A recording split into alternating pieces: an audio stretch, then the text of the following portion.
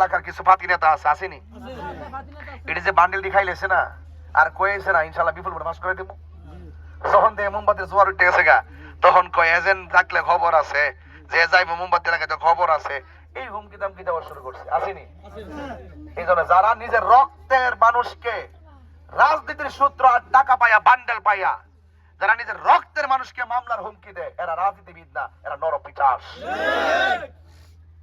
রাজনীতি করবেন মানুষের জন্য। আপনার ভাতিজা একটা দল করবে, আপনি আরেকটা দল করেন, শান্তি মতে করেন। ঝগড়া কেন হবে? রক্ত নিয়ে খেলা কেন হবে? মামলার খেলা কেন হবে? মামলার হুমকি কেন দেওয়া হবে? আমার ছাতি আইনের মানুষ, এখতিয়ার পরে মানুষ আবার বলে দিয়ে যায়, আপনারা টেনশন করবেন না। এই আপনাদের কেন্দ্রে আমাদের এজেন্টও থাকবে, এবং আপনারা যারা সুন্নি দরদি মানুষ আছেন, আমি জানি নীরবে নীরবে আপনার তাহির হুজুরে ভালোবাসেন। আপনি স্বাধীন না? তাহলে বোঝা গেল আপনার বাক স্বাধীনতার গলার মধ্যে চিপাটা ধরে রাখছে। আপনি গোলাম না, আপনি আজাদ, আপনি দাস না, আপনি দেশের নাগরিক। আপনার জন্য, আপনার মুখ খুলে কথা বলার জন্য, আপনার বাক স্বাধীনতা ফিরিয়ে দেওয়ার জন্য আমি রাজনীতিতে আসছি। আপনার রাজনীতি, আপনার বাক স্বাধীনতা ফিরিয়ে দেওয়ার জন্য। আমার নির্বাচনী মার্কা হলো মোমবাতি। কি মার্কা? মোমবাতি। একটার পর আল্লাহর ওলির এলাকা এবং ওলি আল্লাহদের পদচারণায় একটার পর ধন্য। আর আমি নিজেও একটার পরে কয়েকবার এসেছি, তাই না? একটার পরে মানুষ, নবী বান্ধব মানুষ, অলি বান্ধব মানুষ, আর এই দেশের একমাত্র শান্তিপ্রিয় দল সুফিবাদী দল। কথা কন ঠিক কিনা? এই দেশের একমাত্র শান্তিপ্রিয় দল আহলুস সুন্নাত ওয়াল জামাত। দেশের যে রাজনৈতিক অস্থিরতা শুরু হয়েছে, 90টি মাজার ভেঙেছে, কবর থেকে লাশ তুলে আগুন দিয়ে পুড়িয়ে দেওয়া হয়েছে, হিন্দুকে মেরে গাছে ঝুলিয়ে রাখা হয়েছে। তো আমি বলতে চাই যে এভাবে এরপরে মব ভায়োলেন্স, মানে একদম ধরে মেরে ফেলো, এই যে একটি প্রবণতা, এইভাবে যদি রাজনীতি প্রতিহিংসা চলতে থাকে, একটা দেশ দিনে দিনে ধ্বংসের দিকে ধাবিত হবে। এই জন্য আমরা আহলুস সুন্নাত ওয়াল জামাত মনে করেছি, যেহেতু সবাই কোনো না কোনো পক্ষে বিভক্ত হয়ে গেছে, এই মুহূর্তে নিরপেক্ষভাবে আহলুস সুন্নাত ওয়াল জামাত যেহেতু একটি পরীক্ষিত শান্তিপ্রিয় দল, এই আহলুস সুন্নাত ওয়াল জামাতকে এই দেশের হাল ধরতে হবে।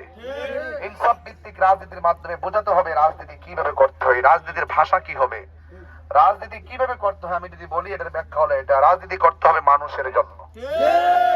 আর রাজনীতি ধরনটা কি হবে? রাজনীতির ধরনটা হলো যে আপনি কাউকে কথার মাধ্যমে আঘাত দিতে পারবেন না।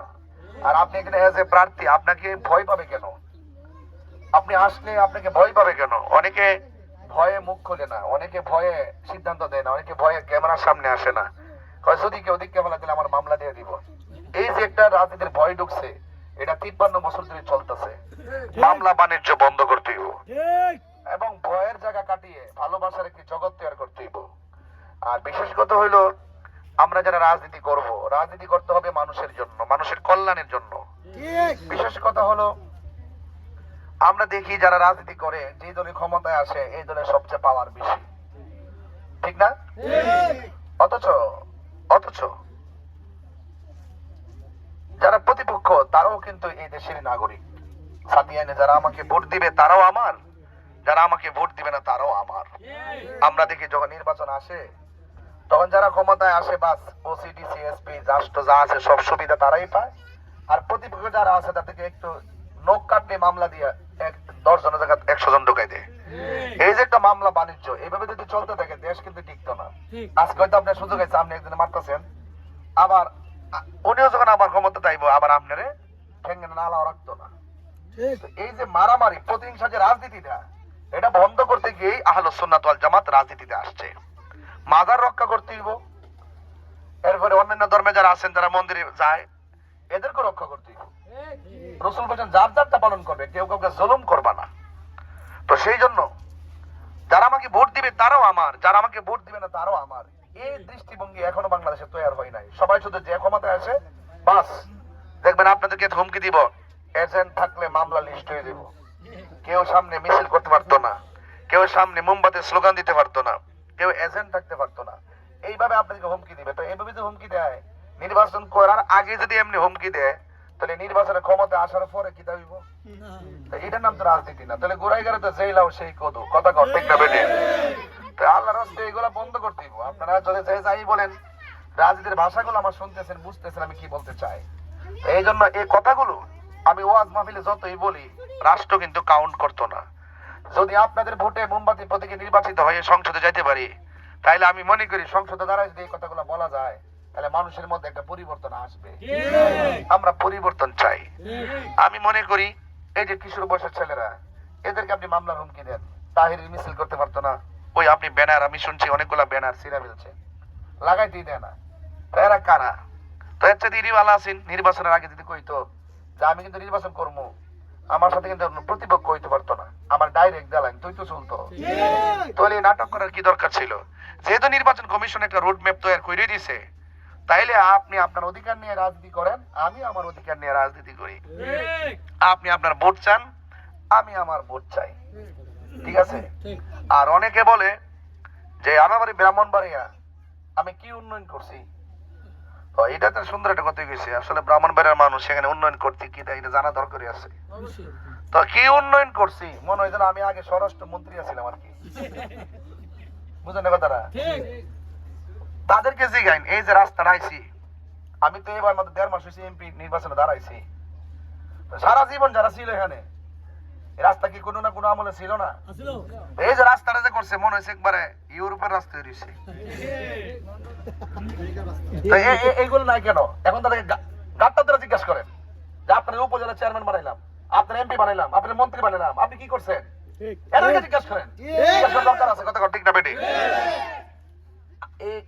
নাই দেখে আমি আইছি, জানেন নিরাপত্তা নাই, মালের নিরাপত্তা নাই, রক্ত নিয়ে রাজনীতির খেলা চলে, রাস্তাঘাটে দুর্দশা। এদের বাখন করে গেছি, অবস্থা ভয়াবহ। মানুষ বিচার দিয়া কয় হুজুর অনেক ডেলিভারি কেসে মহিলারা এই রাস্তার কারণে মারা গেছে। আজকে যে একটি রাস্তা, এত সনন্দর একটা দরবার, আরে দরবারের খাদ্য রাস্তা হইতে পারে, কথা ঠিক না? হাজার হাজার মানুষ এখানে আসে, হাজার হাজার মানুষ এই দরবার আসে কিনা? আমি কথা দিয়ে দিতেছি, আমি বড় বড় আশ্বাস দিতাম না। আপনারা কইছেন না যে কি করছি? যদি আপনারা আমার বানাই দিতে পারেন, এমন কাজ করিয়া দিয়া যাবো যেন আপনারা নিজেরে বলেন যে বনবাড়িতে যে বাড়া আইছে তাই হুজুর এই বাড়ি বালা না চাইতে আমরা যেভাবে রাস্তা করে দিছে, আমিও এমন উন্নয়ন করে দিয়া যাবো যেন আমি মরে গেলে আপনারা বুকে হাত দিয়ে বলতে পারেন এবং আমার জন্য দোয়া করতে পারেন যে এমন কাজ করে গেছে আমাদের স্থানীয় এমপি মন্ত্রীরা এত কাজ করতে পারে না। তো এই জন্য যে যাই বলুক না কেন, আপনাদের এলাকায় যখন আসি, আপনার চেহারা দেখলে আমার মায়া লাগে। কেউ সাথে না কেউ আসে না, ও চেহারা দেখলে মায়া লাগে। ওই যে একটার পরে মানে কই আপনি আসেনি, ওই যে আছে একটার পরের মানুষটা দেখলে আমার মায়া লাগে। কিরে জানেননি? আমি আওয়ার পরে দেখতেছি এরা একটু ডরাইতেছে, ক্যামেরার থেকে একটু আলগা আলগা আলগা আলগা আলগা আলগা আলগা আলগা। যদি কেউ দিক খেলা কিন্তু আছে, কথা বোঝে না। যদি কেউ দিক খেলা, এই যে বই, আপনি কি পড়া দিন নীরব কিন্তু আরেকটা বিপ্লবের নাম। তোমরা একটা করে আমার সালাকো আছো যে হুজুর আমরা ক্যামেরার সামনে না গেলে কি দিয়েছে সময় মধ্যে হেকে আমরা করে দেব ইনশাআল্লাহ। একটু আগে আমরা টিভি নামে যে হোস্টেল লাগাই দিই নাই, আমরা লাগাইছি, আমরা শুধু এটা ওরে লইছি। এরা কইদা কইদা মারবার লাগে, ঠিক আছে? এরপর কি হইছে? এরপর আমরা এন্ড ওরে লইছি, ওরে এসে করছি ভিডিও, মানে হেরা সবাই এক হয়ে গেছে গা, পরে আমরা এসে করছি। আচ্ছা ঠিক আছে, এটা আমি এদিক দেখতেছি। তো যাই হোক, এখন কথা হইলো এই যে দেখেন, এবারের বাস্তব প্রমাণ দেখছেন তো, একটা বিলবোর্ড লাগাই দিয়েছে। কোন জায়গায় লাগাই দিয়েছিল? তেমনিয়া গেছে একটা বিলবোর্ড লাগাইতো। আচ্ছা বলেন, দেশটা কি কেউ আইতন কিনা নিছে? ওই যে একটা বিলবোর্ড লাগাই দিয়েছে বলে মানে লাগাইতে দিছে না, এলাকার মানুষ গিয়ে ধরছে, লাগান যাইতো না। এটা কি রাজনীতি? আজকে সোনাঘাটের মধ্যে আমরা ধরছে, লাগাবে লাগা দিছেন আমরা সোনাঘাটের মধ্যে। আচ্ছা, এটা কি কোন রাজনীতি বাস হইলো? এটা কারা? এগুলো ফাইন্ড আউট করতে হবে।